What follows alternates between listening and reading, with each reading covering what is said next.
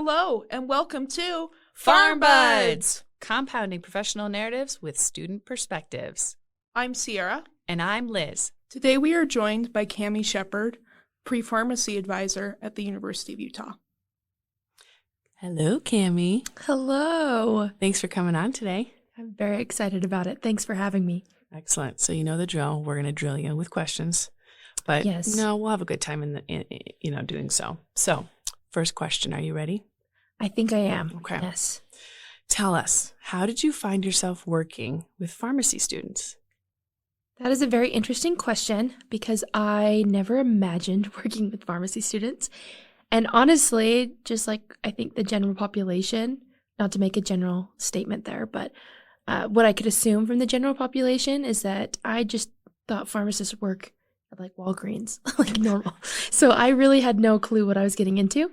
But I was graduating and looking for jobs, and I actually had a friend that worked here at the College of Pharmacy, and they were like, hey, there's a recruiter job open, and they do a little bit of advising as well, like you should apply. So I applied and then got here, and I've really enjoyed it ever since. So do you find that you gel with the pharmacy students?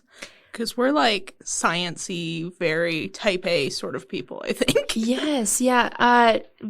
Yes, I do really like the difference with pharmacy students versus what I was used to. I mean, I graduated in a degree in communication.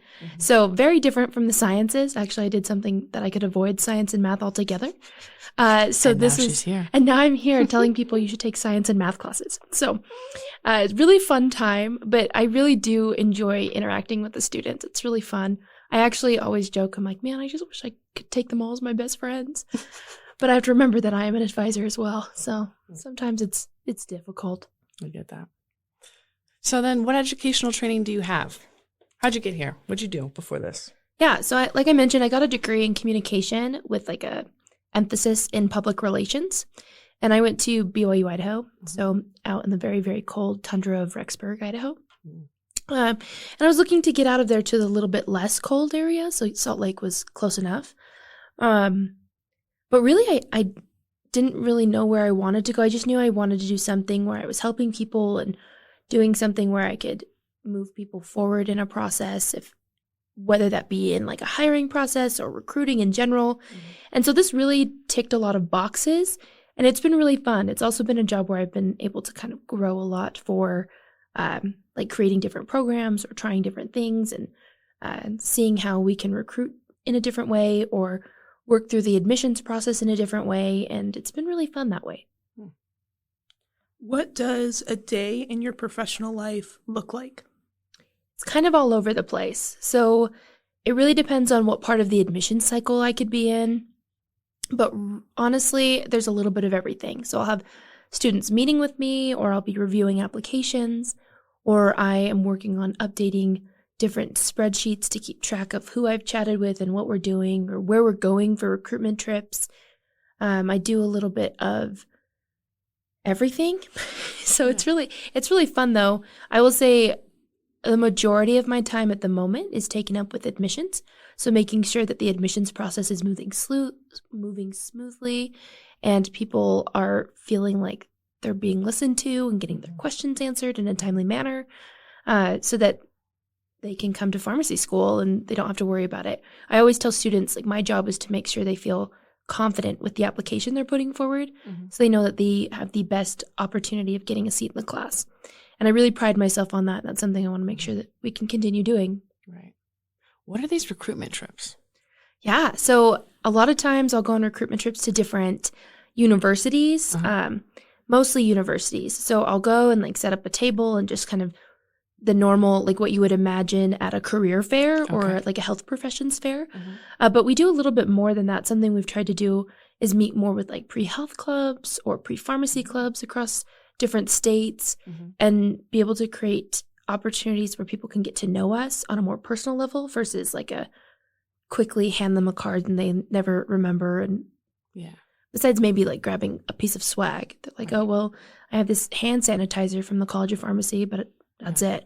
But it's being able to create like memories with those people so that when they're going to apply to different healthcare professions, they can remember back, oh, I really liked that interaction I had with the College of Pharmacy, and maybe I should look into what they have to offer for me. Well, that's a really good way to make the University of Utah stand out, it seems. Yeah. Make those personal connections. Yeah. That's something that we talk about constantly, is making sure that we can have those personal connections, those little personal touches as well. Because I know for myself, I really take to when people get to know me or understand where I'm at or want to listen to where I'm at to help me moving forward. Mm-hmm. And so it's been really beneficial to kind of imply that to recruitment. Mm-hmm. And I will say, I would probably be your worst enemy at a career fair because I am known as the candy Oh, she person. just wants the swag. Yeah. No, that's I run fine. around and I You- get all the candy. Oh, no, You but would be she- surprised how many people don't grab swag. Okay, but she also does a one-arm swag steal. So it's like, Mm-hmm. mhm. So you're not So- making eye contact. No, you're just sometimes she taking and going. Uh-huh.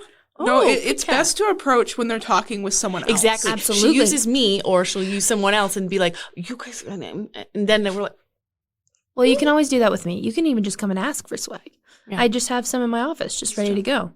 But I honestly, I'm always shocked when people, especially when they take the time to chat with us and then they don't take any swag. I'm like, you don't want this hand sanitizer? We just got out of a pandemic, did we not? Like, you saw Yeah. it all disappear. Don't you want this?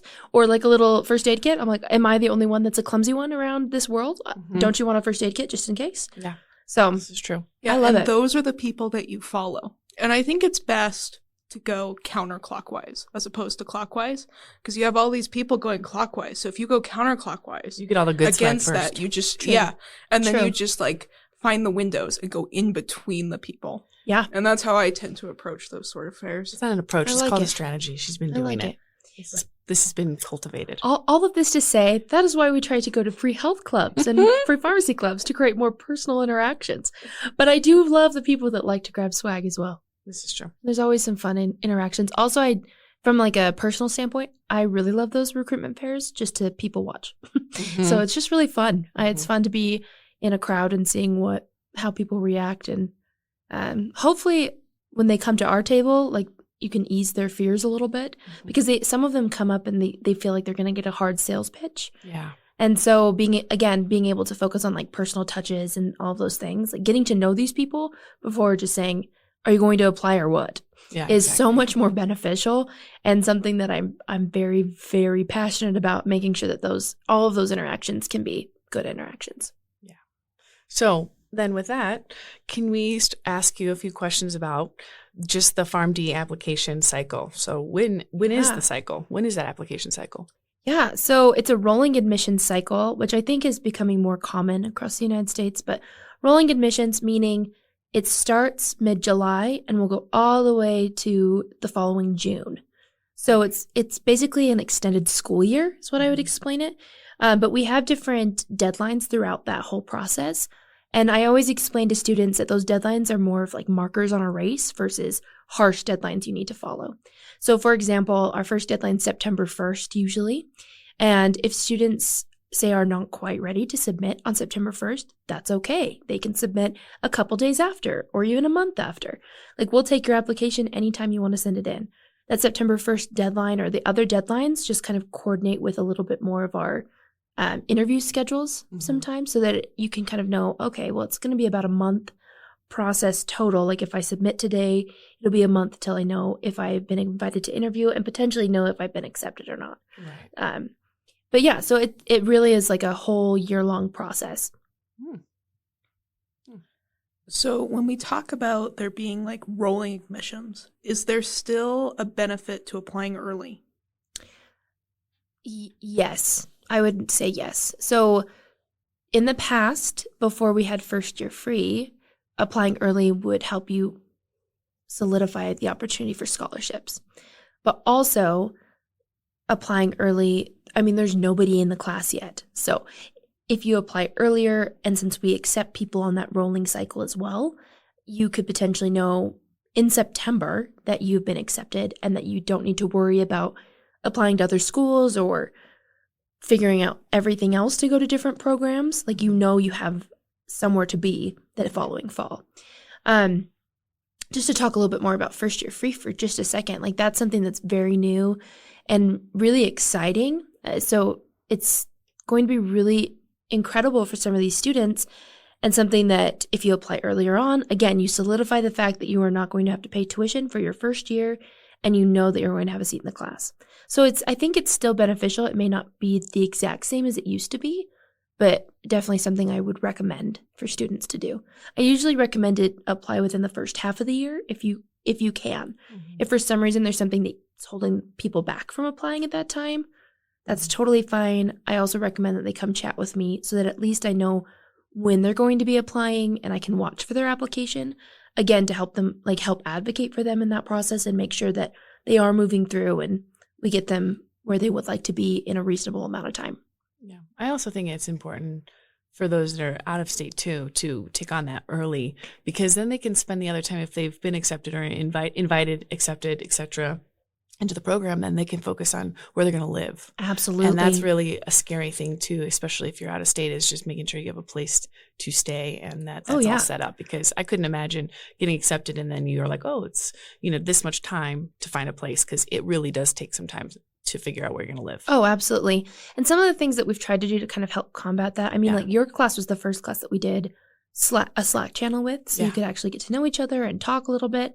And so we've tried to start those Slack channels earlier on now. So right now, I'm currently adding people that have been accepted and that have accepted our offer to that Slack channel so they can start talking with one another and potentially finding places to live together. Yeah. Because that's half the battle, right? That is half the battle. Part of it is you're so stressed about and so wrapped up in trying to get into the program that once you are, you're like, oh my gosh, there's so many other things I need to get done, which is something else that my office still helps with. So people can still reach out to us. They can still ask for resources. A lot of people from out of state are like, where do I even start looking where to live? Right. And you're like, well, don't go to Utah County, because you're going to be driving for several hours every day trying to get back and forth, or don't go way too north or wherever, because if people don't understand the geography of Utah, then they just need a little bit more recommendation, a little bit more help, which is totally fine and something that we definitely welcome, but a lot of people don't utilize as often as we would like to see them do so. Yeah. Yeah. So then, okay, so we started that application. We know when to apply it, the ruling. What about FarmCast? Can you outline the components of FarmCast? Because I'm going to tell you what, when I told I had to do FarmCast and then I had to do a secondary application just to the U, I was like, okay, so what are all these things? Yeah. And I sat there, I'm like, there are so many things I have to go. And then, so can you just explain that process and with that, where to start? Yeah. So FarmCast is kind of a beast, and unfortunately something that we cannot get around because it's used for pharmacy schools across the nation. So we just deal with it, and any way that we can make it easier for students, we try our best. So for example, you both know, I mean, you have to put in so much of your life into a virtual format that it just is really tedious and can take a little bit of time. So I always recommend for people to open up FarmCast as soon as they can, even just to get familiar with the web page and understand what they need to be doing. I would even recommend that they could do it the year prior, because if I remember correctly, you can input information, and if you don't submit your application, it rolls over until the next year, which is really nice for some students. That's interesting. Right? I wouldn't recommend it for everything, because if you submit your transcripts and things, I mean, you'd have to do it again when you get updated transcripts, but at least you can start putting some things in so that you don't feel like it's such an insurmountable task at the end of, right before you're supposed to apply to the program. But talking about the components of FarmCast, there's actually a really great webpage on our website called the application process, and it goes through step by step what we would like to see you do to make a really solid application. I always tell students, it's like a cheat sheet to a really great application. Highly recommend looking at it for students that are thinking about applying. But it goes through each component of the FarmCast application and what we're looking for here at the University of Utah. So the first thing is you'll input all of your personal information, and I mean, it goes through in depth. It almost wants to know every little detail, what pets you had as a child. So take some time to get that in there, because it takes a little bit of time, right? So it's going to ask you all your personal information, where have you lived, what's your residency status, your address, your contact information, so we can call you when we have information for you, or we can email you, and stuff like that. So then you have Once that section is done, you'll have your, like, the meat of your application that's going to be necessary. So, like, your letters of recommendation, your personal statement, your experiences, and any other, like, socio, what is the word? Economic, maybe? Yeah, thank you. Socioeconomic. Yeah, yep. Questions that we might need to know to help us aid in understanding who those people are and their background and why we would consider them for a program here, you know? Mm-hmm. So to go a little bit more in depth with the letters of recommendation, statement of purpose, and experience section, because these are like the major meat of the applications and the parts that I see students struggle with the most. So letters of recommendation, I see students will ask pharmacists that they hardly know, and maybe they've shadowed for just a couple of hours, and that really shoots people in the foot. Like, we don't want to see those because we want people that are actually going to speak really well about you. Like, we want you to submit applications with people, or submit letters of recommendation with people who know you and also want to see you succeed in pharmacy school. I wish that students would come chat with me beforehand to talk about those things so that we can avoid those pitfalls. Because I don't know how many applications I've seen where letters of recommendation have come in with a template that's incorrectly filled. So they'll misgender them. They'll have the wrong school. They'll have the wrong healthcare profession listed. Oh, wow. And this is not to say that those are absolutely horrible. I mean, we all are humans. We make mistakes. But if people really know their letters of recommendation people, right? They have a much better chance of not getting one of those types of letters. Right. And I think a lot of it is, and I sort of went through this when I was asking for professors to write letter of recommendations for me. It's like, how do I try to read this person in a way that it's like, because anyone can write a letter. It's like, I need to find someone that can write me a strong letter. Yes. So how do I work it into the conversation that it should be something good? Yeah, right? Actually, that's a great question. Something I talk with students a lot is on our website in the application process, it has the letters of recommendation section that goes in depth of what we want to see from your application or what we want to see from letters of recommendation. And you can pretty much take it verbatim and go to these letters, like these people, and say, hey, would you mind writing me a letter speaking to my professional accountability, maturity, and demeanor? And hand it over. And say, would you, like, I'm applying for pharmacy school. This is what they expect in these letters. Would you mind talking to these points about who I am? And I think that's completely appropriate. And also, as someone that has been asked to write letters of recommendation here and there, it helps so much. Like, it takes off so much pressure knowing what exactly those students are looking for. And it just makes the whole process a lot smoother. So highly recommend that, even moving forward when you're asking for letters of recommendation in the future. Exactly. Like, it's always okay to give them a prompt rather than just letting them loose, because you never know what you're going to get. Yeah, that's it's very interesting too, because I do think that a lot of people trying to get, healthcare professionals, especially when they're doing med school applications, pharmacy school applications, et cetera, and realistically, that it's nice, but it's also like, do they really, exactly like what you said, do they know you? We don't just need somebody in the field to write you a letter of recommendation in the field. Because there's a lot of people that are in pharmacy school now that have never been in a pharmacy. There are a lot of people that we've already interviewed and talked with. They've never thought pharmacy was for them, and then they just applied and did it because it met other things, patient care, patient interaction, research initiatives, et cetera. And so you don't have to have someone from the field to write you a letter of rec. Absolutely. I tell students all the time too, I'm like, well, you could even ask your McDonald's supervisor as long as they know you well and have seen you in some sort of professional setting. Now, some would maybe dare to say McDonald's is not as professional of a setting as others, but they still have seen you work and see the work ethic you have and who you are as a person and how you interact with other individuals. And that will be so much more beneficial to us than asking someone that's only known you for a very, very short period of time. Because a lot of it is, I think professionals just, they feel bad saying no, even though they know that it will probably be a difficult letter for them to write. It's like, I can't say no to this person. Yeah. So I think the person that's asking for the letters of rec really has to take the onus of that on themselves. Totally. Real quick before we move on, I think too this adds just a little bit more to it, is really get to know your professors or really get to know these people that you want to ask for letters of recommendation from.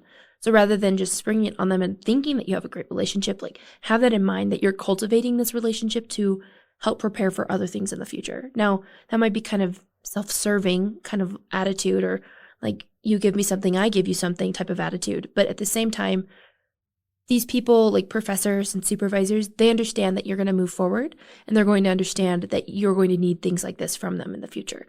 So actually cultivating those relationships will fare much better for you than just letting them go and seeing if you did actually accomplish what you wanted to. Exactly. Well, and I think a lot of that just goes back to accountability and how do I act like a professional in my everyday life. For sure. So I hope that students realize that by doing those sorts of things and by showing up, they are becoming the pharmacy student that they could be. Absolutely. Yeah, I think that's a great point. I will say, when I was picking my letters of rec, it took a minute, because it's almost like you don't want to pick someone who's your BFF, but you also want to pick someone who, that for me, it was someone who I also admired. Sure. And like really respected. Someone like a mentor. Yeah, to that degree. And even if they didn't view that as me, because I did pick one for my letter of rec, and I just was like, oh, please, I really like you, and you just need to do it for me. And this individual was very busy, but I'm like, but if you're busy, don't worry about it. But they wrote me a letter, and I wonder, I've always asked to read them, but you can't read them. But I wanted to read that. But long story short, yeah, I just think that it's also important to see from someone that you admire, to see how they kind of view things, For sure. from you too. So, but to each their own. The only other question I had with regarding to PharmCast, now let's say I remember it being kind of pricey to submit that application. What if students couldn't afford that cost? And that was one of the things that was holding them back from submitting their application. Are there resources for that? Yes, there are resources. So they can reach out to PharmCast themselves, and there's waivers available through PharmCast. They also can reach out to me, and usually I purchase at least partial waivers for the application. It takes off not the whole cost, but a good chunk, which makes it a little bit more affordable. Right. Especially as you are applying to multiple schools. Right. Because, we're not going to be naive. We understand that people are applying to at least a couple of schools because they need to have their first plan, their backup plan. That's just really smart to do. Yeah. And that gets expensive really, really fast. So any way that we can help take that kind of price tag down a little bit is what we would love to do. And also, again, it helps in general, because we want to make sure that they know that we really care about that. Like, we care about them worrying about that and wanting to be able to apply to our program without that type of stress. Yeah. I'll say the thing that really got me when I was applying was in the experience section, where you have to estimate the amount of time you spent doing these things. I was like, I have had this part-time job for 2.5 years. Yeah. So if I say that I maybe kind of sort of did 8 hours a week or something, and then I times that by 107 weeks, and that math was a little bit more involved than I was expecting. But no, I eventually totally figured happens. it out. Yeah, that totally happens. And I wish that there was a way around that because we don't necessarily look at those numbers as closely. We'll look at them as if they're really low. We're like, oh, so this person is just getting started. But if they're really high, we're like, oh, this person is established. So, but it's not like a super big thing that we look at. But it is something that on the applicant side is quite the task. So commend you for doing that math. I went back and looked at old pay stubs, and I was like, so if I average, it was a really good estimate. Well, good job. I will say, too, the application itself is all based on an honor system. So this is not to say to take advantage of that, because obviously we don't want that. And it'll come out in other parts of your application or other parts of the interview process that wasn't as truthful. But I will say giving it your best guess, like your best educated guess on those things, is totally okay rather than exact to the dot numbers. So I think exactly what you did was perfectly fine. You probably even did a little bit more. Everyone is so worried about, for instance, everyone was so worried about volunteer hours. And it's like, You know what? People can tell if you actually volunteered those hours, because if you're not the first to step up and offer to do, I don't know, interview paneling. Oh my goodness. Interview paneling. No, I'm just, I you know love what I the mean. panels. But we love it. I live we for love the it. But panels. we love it. But that's what I'm saying is you can just tell if someone's willing to give their time or Absolutely. not. And that's really what it's about. It's not how many hours you did. It's, are you willing to sacrifice your own time to help others? Absolutely. And for pharmacy, you do a lot of that. It's, Yeah. and I mean, in anything really, but you do have to have, there's a lot of self-sacrifice. And that's really what that question and that whole time is really looking for. Is, Oh, for sure. I think you nailed that right on the head. Like it's not about the hours. I mean, you could work 2 hours or you could work thousands, but it's, were you willing to do it? Like, did you learn anything from it? Was it beneficial to you as a person and who you want to be as a healthcare professional? But the thing I see most is that they get so stressed about what they should and shouldn't put on their application. And I think it all boils down to what you were saying. I mean, if it was beneficial to you as an individual and it helped make you a better person, or helped you become more empathetic or give you opportunities to lead or to continue to volunteer, then it's beneficial to us and it should be on your application, which does sometimes lengthen the amount of things you're putting on your application. But overall, I think it's worth it. Yeah, agreed. I guess we will move on to what application tips do you have for students applying this cycle? Oh, man. Come talk to me. Come talk to me. My emails are open. My calendar is not as open, but we will find a spot for you. Anything we can do to help you is what we want to do. So even today is a great example. So I have this, and then I have like 4 meetings with students later on today, which is great. And they're just short meetings. They don't need to be very long. That's something else that I think people need to realize, that you don't need to dedicate a full hour to meeting with me and going in depth about your entire life. If you want to, I'm happy to sit there and listen with you and talk with you. But if you only need like 10 minutes, let's talk for 10 minutes. Let's make sure you have your questions answered so that you can feel, again, more confident about putting in that application. Something else is going through that application process page. It talks about the letters of recommendation, the experiences we're looking for. It talks about the statement of purpose, which the statement is also really important. You need to have answered the 3 questions we have on our website, which are basically, they all kind of correlate together, but it's like, why did you choose pharmacy? And what goals do you have as you move on to become a pharmacist? And what kind of are you bringing to the table to prepare to be a pharmacist? And all of that needs to be in your statement of purpose.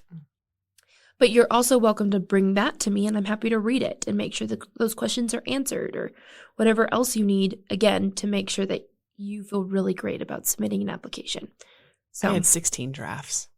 Did you really? I did. I wish. went. So the U, obviously, I got my undergrad here at the U, but there's the Writing Center, and they have PhD grad students that have to work there. And I worked with 3 PhD grad students that were in the Writing Center, and they cycled my paper 16 times, and it was awesome. But I had 3 different eyes. My own eyes, and then I had 2 of my friends read it. But those I commend the Writing Center, because I'm telling you what, those students, they really helped me out. They were like, this doesn't make sense. You need to take this out. The fluidity is wrong. And I would get those back, and I'm like, red tape all over. It was red everywhere. But you know what? They really did help my kind of tighten it up, because there is a word limit. There's a word limit. Yep. Well, it's 4,500 characters, which is really small. Yeah. It's ridiculous. Everything counts. It's like a page and a half. Yes. Max.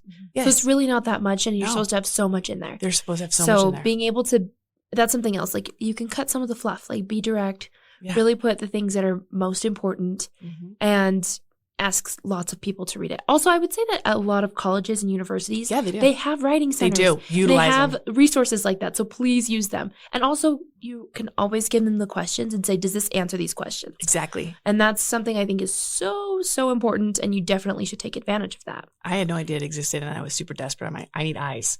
And then I found it, and then I'm like, oh, these people are incredible. I missed out. They were awesome, though. It was really good time. That's really good. 16 drafts. That is insane. I'll be honest and say that I wrote mine in one evening. Yeah. I ruminated on it for like a few months, and I wrote it in my head 3 or 4 times, and I was like, I just got to take pen to paper. but it was really like finger to keyboard, right? Because Yeah, they're online. of course. So I was of course. taking finger to keyboard, and I was like, we're just going to do this. But that just goes to show you, it doesn't. And- You don't have to do 16 drafts.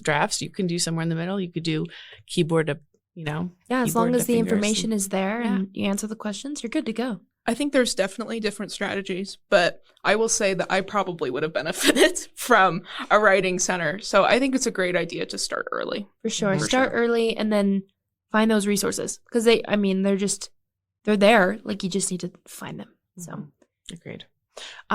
Okay, so other than application tips, we've talked about that. Do you feel that the admissions requirements for pharmacy school have changed for the better? Now, there's been some serious admissions Yes. changes. Your girl went through those. This girl went through this.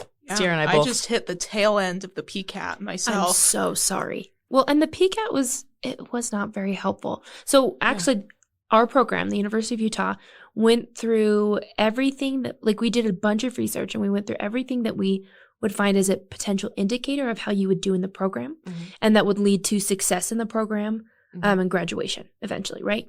And so we looked at all the little, like all of our requirements, and we were like, okay, what is the best indicator? And the PCAT did not even chart on that at all. Like it was like 0%. It did nothing for our measure of success for you. And so we realized, I mean, we got rid of the PCAT last year officially. Before that, we either had to have a bachelor's degree or you could come in without a bachelor's degree and take the PCAT. And then before that, they had required the PCAT for everybody. Yeah. As far as other changes we've made, we've done a lot to reword a lot of our things on our website so that we can actually move people through our process a little bit smoother. And so that the communication that students are getting is a lot more clear. So again, that application process page is actually like the birth of that page came from us being like, okay, we really need to go through all these things and all these steps and see what we can do to make it more clear so that the questions that we're getting are not, I'm so terrified to apply. Can you please look through all of these things and see if I'm even worth it? It's more of, okay, this is what I have. Do you think we're good to go? Which is a lot better of a question and a lot less rooted in fear. I mean, there might still be some stress and fear involved because applying to something like this is stressful in nature, but it does help quite a bit because I've noticed the questions that I get from students now are a lot more of like, okay, I've laid it out. This is what I have to show to the College of Pharmacy. Do you think this is good? Versus I have no clue what you guys want and I have no clue what we could do to fix this. And I'm terrified that I'm never going to be accepted. That was me. Yeah. I think I almost cried when you called me. I was like, I don't want to take this call, but I know I need to take this call. And I was like, oh my gosh. And it was very overwhelming. It was just the overall process. I felt like, yeah. Do I have what I need?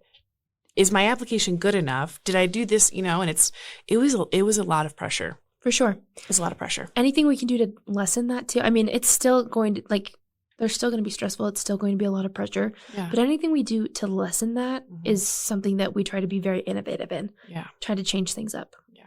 I will say that when I got called that I got accepted into the program, I was actually in my organic chemistry class. And I was like, this must be some sort of like spam call because I had been getting all these calls about my car's extended Was warranty. it from me? Yes. And it was your phone number. It was my phone number from Idaho. Yes. Yeah. So you're all like, Yeah. what business does Idaho have calling me? Exactly. Yeah. Yeah. Idaho wanted to hear about my extended warranty. So I turned to my lab partner and I was like, it's the extended warranty. And then I found out that it was Kammy. Yeah. Yeah. And then you called me back. Yeah. So Yeah. I called you after organic chemistry. Yeah, I always have to warn people. Now I do actually warn people at the interview day. I'm like, if you see a 208 number, it's just me. It's just me. Oh man, that call was stressful. I looked at that. I'm like, oh no. You're like, this has got to be something. Yeah, it was crazy. Okay. And then I think another thing too that I just wanted to ask about in terms of I don't know what we were talking about at that point, the application. And thus just, I guess, The for changes. changing of the changes. Yeah.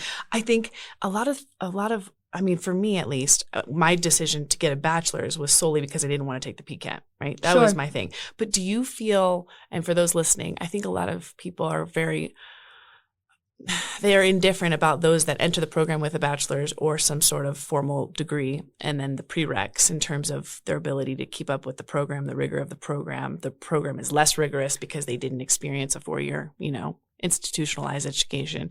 Do you think that that is something that is brought up in conversation by applicants or people of interest? One of the main questions I get a lot is, should I just finish my degree or should I come into the program? And the answer is it's personalized. I mean, each of these students, some of them have reasons why they would like to finish a bachelor's degree, and some of them are like, no, I just want to get through school as quickly as I can. Mm-hmm. And so obviously not finishing a bachelor's degree and coming into the program would be the way to finish as fast as they can. So I really do leave it up to the students to decide what they feel is best. But right now it's about a 50-50 split, usually, of students that come in with a bachelor's degree and come in without. Besides that, I personally don't see the biggest, it doesn't seem like there's a huge divide. There are a couple of courses that might be easier for people, but we also accept people from any background. So you don't need to be like a chemistry major or a biology major. You could come from theater or music, and there's so many other things like history even. As long as you've completed the prereqs, you're welcome to come into the program. Prereqs and general education requirements. But yeah, it's very interesting, and those people fare just as well as the people that have focused on science their whole life, so it just depends. We have a criminal justice major in our class. Really? Just by the way. Yeah. Mm-hmm. I feel like I probably knew that because I always like looking to see what all of your degrees are, because I look at all of your applications because I review them myself for just making sure all the requirements are there. And then I send it on to the admissions committee for them to actually go through the meat of the application. But I always like looking through the different degrees, or sometimes I used to read personal statements in the applications, but I get way too emotionally invested. And so I have to step back because I just want all of the people that apply to make it through. So, well, I'll let you read mine now that I'm here. Okay, I could actually One just day, open. I could if just that would open make it you up. feel better. I still have all of your information. I could just go and look through That's everything. pretty good. Yeah, yours is pretty good, Sierra. I felt really good about it at the time. I don't know if it's still good. Yeah. I guess we'll move on to, what advice can you give to someone interested in pursuing a career in pharmacy? Yeah.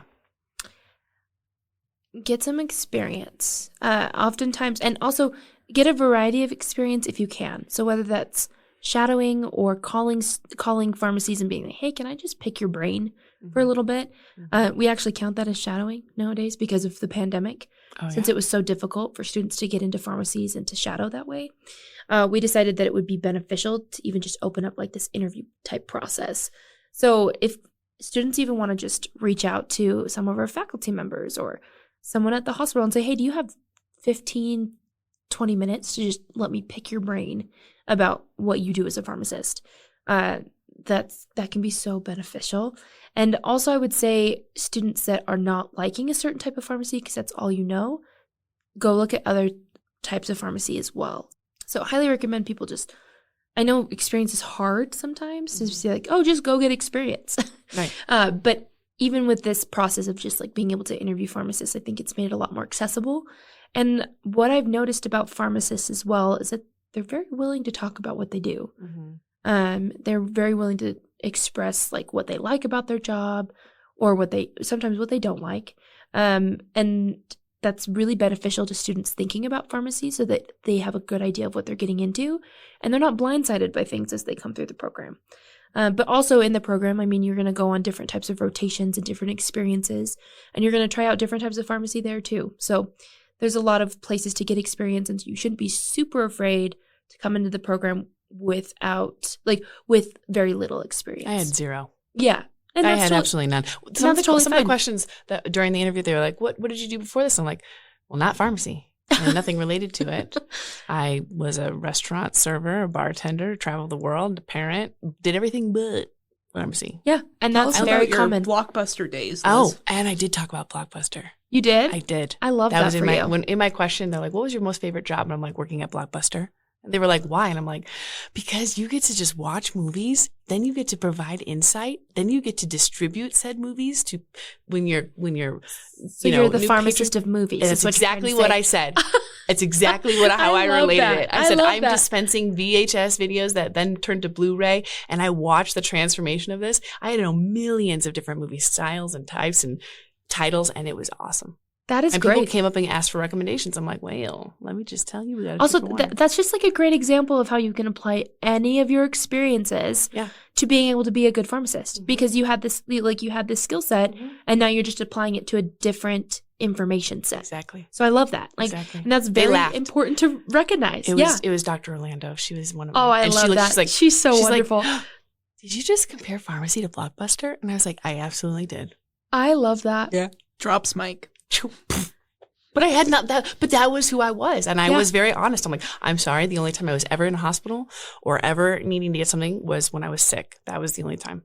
Yeah. My engagements were very minimal. So, but look where we are now. And I think that's more common than people care to believe. Yeah. So because that's again, if you don't have the time to go out and get these experiences, it just recognize, like, do your research, like, see what pharmacy is about. Yeah. And just as long as you know that you feel good about this and that's what you want to do, that's great. Like, we just need to see that you have the skill set, or like the soft skills to be able to apply to the more difficult skills that come from, like, recognizing different types of medications and working through what it takes to manage people's care and whatever else you need to do. Because we'll teach you how to do that. Exactly. That's the less important stuff. Exactly. The more important stuff is finding the right person. Yeah. Exactly. I don't know how many times I've chatted with students that are so terrified to come interview because they think they're going to be drilled on questions about pharmacy.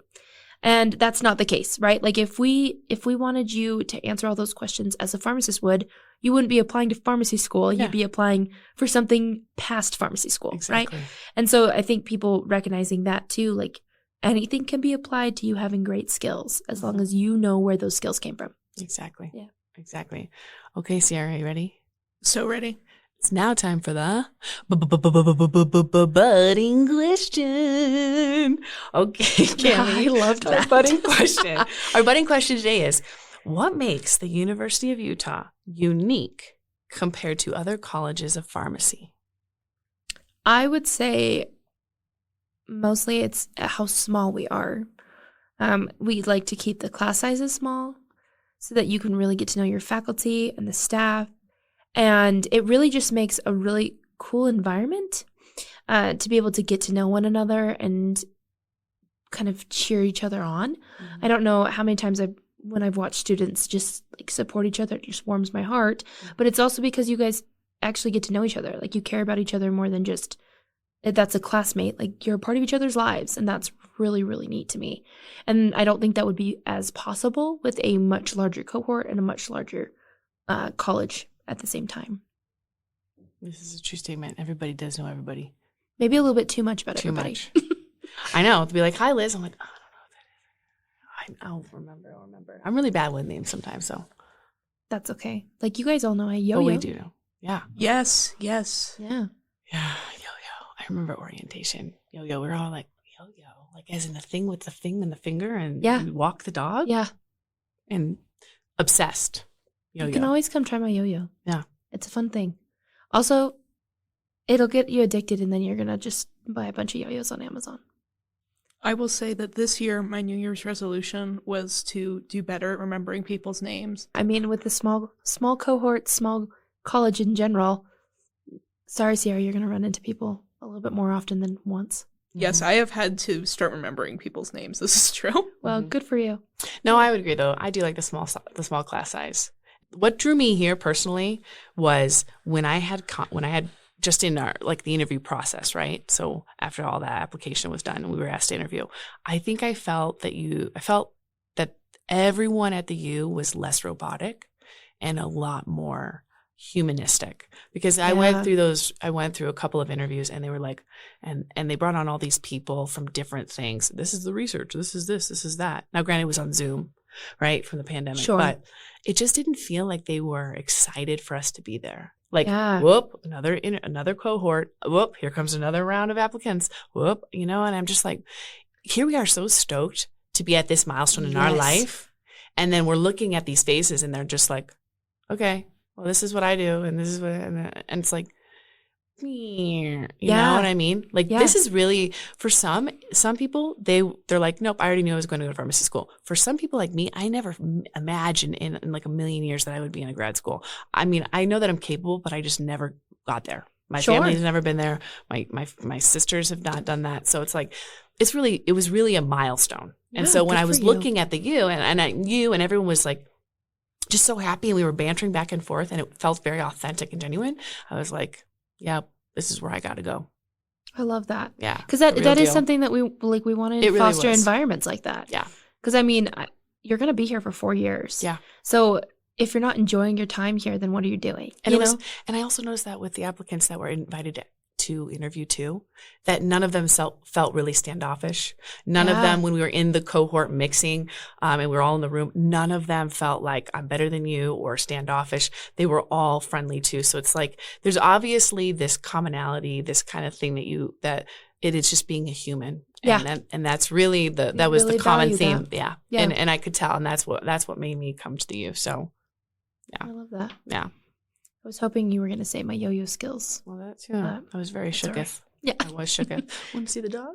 That factored in for me. Okay, good. Whew. Thank goodness. I'll keep practicing then. It was probably a slightly less factor than it was like feeling the connection with the faculty members that I felt like I got on my interview day. But definitely Kammy's yo-yo skills were on the list. That was more orientation. I couldn't see yo-yo skills on Zoom. That is true. Although I did wear sweatpants. I mean, that's fair. I mean, Zoom times you were allowed to, as long as you didn't stand up. I wore a blazer, a really nice shirt, but I had sweatpants on the bottom. I remember your interview. I remember you. Do you? Yeah, I actually remember both of you. The Zoom interviews were because I saw each of your faces the whole time, right? Like, and anytime you guys got bumped out of a breakout room on accident, it was me, right? We're like, hey, I know, let's get you back in there. Yeah, it's going to be okay. Deep breaths, everybody. I don't know. This was just a halftime. Yeah. This was just a little sidebar to get you pumped up. Yep, there she's back. I'm like, hey, where do I go? Yeah. It was fun. So I still feel like I get to know a lot of the students. I mean, I meet with a lot of these students before they come to interview, which I really, really enjoy. Like, because I love having those personal connections. Yeah. And also, personally, I really feel strongly that being recognized it just feels nice. It does. Right? So if someone can remember your name or at least remember your face, it's just really nice. Like I always, when people remember me, I'm like, really? You do? And so I want to make sure that people feel the same way, right? Yeah. And so that's something that I've tried to really bring to this role, which I think they had it beforehand too, but being able to make sure that we maintain that so that people felt seen here. People feel like they want to be here because they're going to be valued here. Yeah, find a place that makes you feel seen. I really like that. Yeah, I tell students as well when they're stressed about interviews, right? I'm like, okay, this is an interview for us to see how you will fit with our program, but we also want you to kind of interview us back, right? Like you need to know that this is a good place for you. Like you're interviewing us to see if we're a good fit. And I mean, that also keeps us on our toes, making sure that we're being innovative and we're listening and we're being progressive in the ways that we do things or how we interact with people or just showing more empathy, which also our program, I think, really focuses so much on the empathy aspect. Yes. Is so important. And healthcare professionals just need empathy in general, but that's one thing that will make it or break it for students here is if they cannot cultivate empathy, that's not what we stand for. And honestly, being in an environment like that, how could you not cultivate more empathy in your lives, right? When other people are being so empathetic to you. Right. So, yeah, I always tell people, though, make sure you feel like this is a good fit. Make sure you vibe with us. We'll vibe with you. We'll move forward together. And if you don't like yo-yoing or stealing snacks, Ooh. Free swag from career fairs, then, well, this is not the place. No, I'm just kidding. There might still be a chance. Sometimes with yo-yos, it just takes a little bit of time. Mine always gets tangled. I'll teach you how. Yeah, I need to. Yeah, we can work on it. I do need help in the yo-yo department. They always looked really cool, but we could potentially make it an elective. Wouldn't that be kind of fun? That would be fun, actually. I don't know how we'd relate for it new to electives. I don't know how we'd relate it to pharmacy, but if you guys can figure out the pharmacy side, I will teach you. It'll just be the one trick over and over again. Yo-yo dieting. There we go. There you go. Yo-yo. Reflective listening. There we go. Something. Yo-yo dieting, phentermine, and how not to use it. Hey. That could work. That could work. Well, you Now we're come going up to take a with- quick yo-yo break. Yeah. Back to the phentermine. Yes. That sounds great to me. Well, yeah, I'm trying. But, well, Miss Kammy, thank you so much for coming in and talking with us about the application cycle and, the do's and the do-nots. And we appreciate you. Oh, I appreciate you guys too. Thank you so much. Thank you. Thank you. This is the Farm Buds signing off. Until next time, Stay curious. The views, information, or opinions expressed during the Farm Buds podcast are solely those of the individuals involved and do not necessarily represent those of the University of Utah. Farm Buds is not responsible for and does not verify the accuracy of any information contained in this series. This podcast does not constitute medical or other professional advice or services. The primary purpose of this show is to educate, inform, and allow those in the pharmacy profession to tell their stories.